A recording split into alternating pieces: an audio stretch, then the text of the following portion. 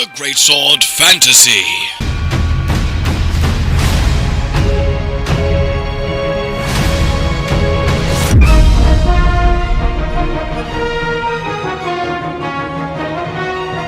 The Greatsword Reality.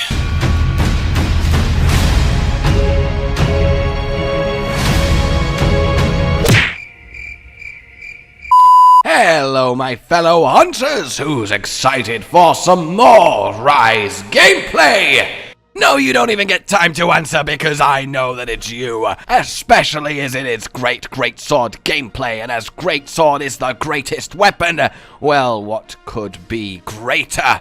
So before we get to the hunt itself, we get a nice little reminder of the world, the wirebug swinging around, and a nice little bit of info on the endemic life, which is that they're not just pretty little creatures for you to capture and put in a box in your room to never look at again as they languish in permanent agony in the limbo that is your connection when they could be roaming free, living their best life. No, now we do that, but at the same time, they have more tangible beneficial effects, such as the flies that we've already seen that give you extra health or extra stamina, or an attack boost or a damage boost, but you can also completely destroy the habitat of these innocent creatures and take them for yourselves, such as finding this snail who gives you a little bit of restorative mist when used.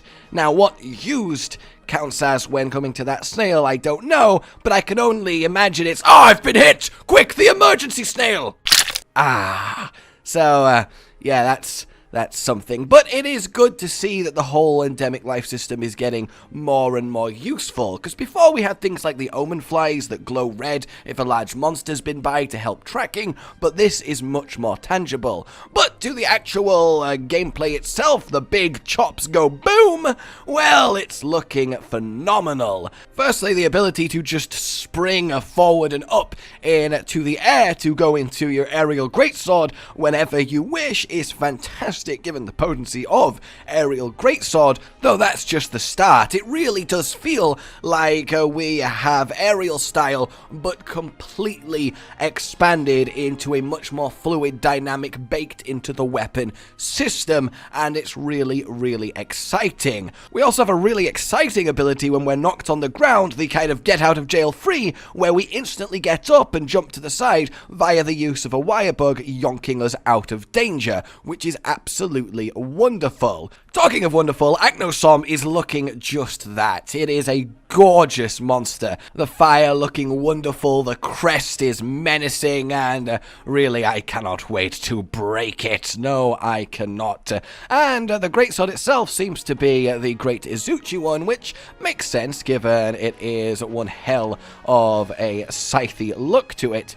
We also accidentally get a little glimpse at more endemic life, such as this paper sex, which are some butterflies that act kind of like the wiggly lychee in World and Iceborne. In fact, the wiggly lychee eat it and good things happen seem to be the theme that they're putting across a lot of the endemic life. So honestly, I really do need to stress our hunters are now absolute scourges of the small creature world as well as the big one. And I guess really that is the logical evolution of if it lives, we put a sword through it. And talking of putting a sword through it, once more our hunter here is trying to do just that, and it is looking wonderful. We get a little example of a brand new move where you launch forward into the air, hit with the aerial attack, which then launches you back into the air for a full-on charge strike, and that does a lovely significant amount of damage. The thing is with the wirebug moves is that there are lots of them to choose from the dodge off the floor, to just quickly dash and reposition,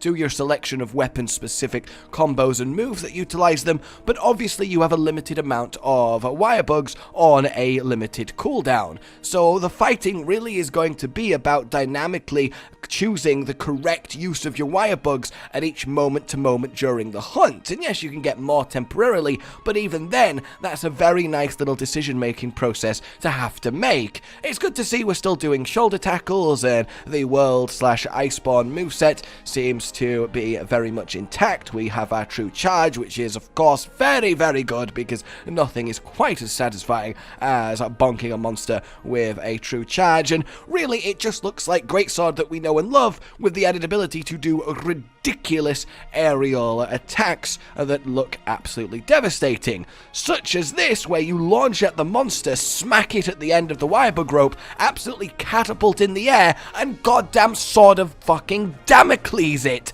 down in a lovely arcing slash, which is already World and Iceborne's Greatsword aerial move. If you jump off a slope, you go down and do the multi-hit, and that seems to be just a permanent feature now from your wirebug in a much more satisfying way, and presumably will be much more devastating, as it is, you know, a key payoff of the moveset, and that is really lovely. I can see some really amazing things happening for Greatsword and aerialness in general, and that's exciting to see.